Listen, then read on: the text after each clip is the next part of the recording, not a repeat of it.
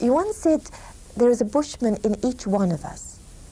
Can you explain what you mean by this? I do think certainly that the Bushman personifies an element which is in every human being, in every race in the world, which is the spontaneous, the immediate, the intuitive, the instinctive. But he also is a person who is highly conscious in his own way and is enriched by it. I put it in a way which I think is more accessible to us. He represents the Esau in man. Before the cultivator, the property owner came along, the Jacob in man. And you'll remember that in the story of Esau and Jacob, they were already fighting each other in the mother's womb. And ultimately, the Jacob side, the man who cultivated, who owned cattle, who had sheep, and who built cities, took over. Now, I think in the process, this side, particularly in the modern world, the owning, materialistic, the conscious, rational side of man is increasingly come in command and taken over from the natural instinctive, loving, caring person of nature, which the Bushman still personifies. And it is just as if in his presence, in his imagination, one walks into a country where one has not consciously been before, and one says, oh my God, this is what I've been missing. And the moment we see him going his natural way, we in our cities look at him and say, my God, this is what we're missing out on. And you know, we find it over and over again in life. I've taken people into the wilderness of Africa, into the natural world of Africa, and without saying a word, just looking at the natural world, it's as if they've had a religious experience. Here in London, why do people have window boxes with flowers in them? Is this nostalgia for the garden, for the wilderness, for the natural things of life?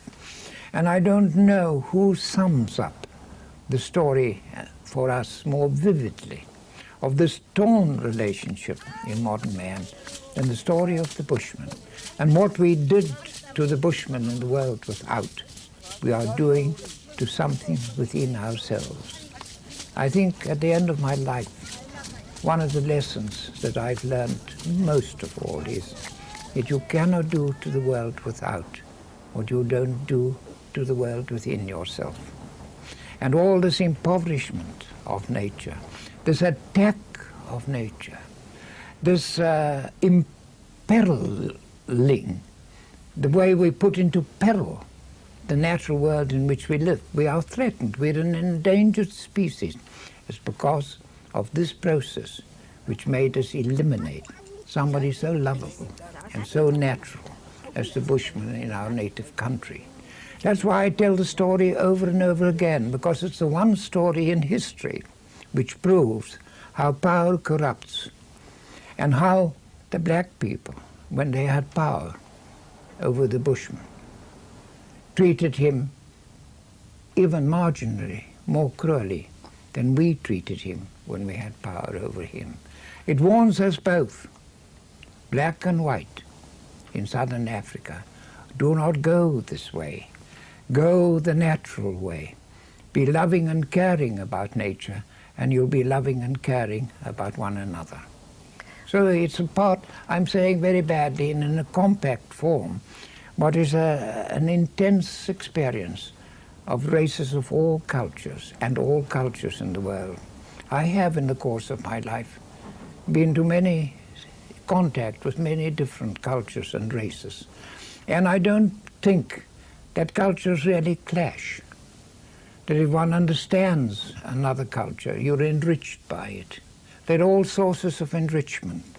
And all these differences we think, which divide black and white, yellow and white, Japanese from Europeans, Chinese from Americans, all these differences, if we understand what they're trying to give life, would be sources of enrichment to the community to come. It's just all in the understanding.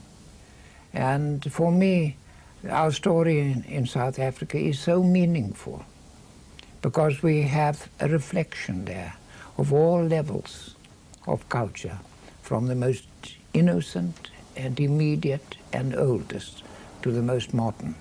We've got all these stages in between. We've got a wonderful mix.